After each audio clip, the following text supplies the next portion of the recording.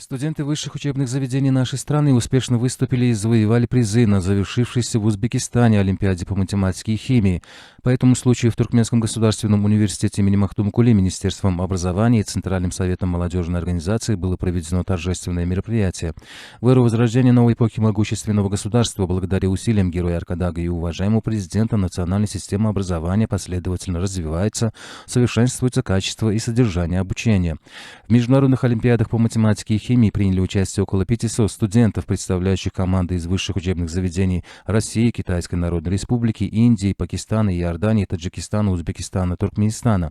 В этих предметных состязаниях приняли участие команды из нашей страны, в состав которых вошли студенты Туркменского государственного университета имени Махтума Кули, Государственного медицинского университета Туркменистана имени Марата Гарыева, Международного университета гуманитарных наук и развития, Инженерно-технологического университета Туркменистана имени Огузхана, Международного университета нефти и газа имени Яхшигердика Каева, Туркменского сельскохозяйственного университета, Института инженерно-технических и транспортных коммуникаций Туркменистана, Института международных отношений, Туркменского государственного архитектурно-строительного института, Туркменского государственного педагогического института имени Сейтназара Сейди, Института телекоммуникации и информатики и Государственного энергетического института Туркменистана.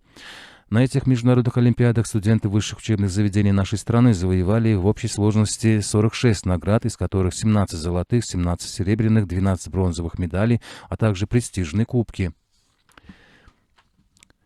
Этот выдающийся успех наших студентов на международных олимпиадах по математике и химии еще раз ярко свидетельствует о торжестве научно-образовательной политики и выводе ее на международный уровень в эру возрождения новой эпохи могущественного государства.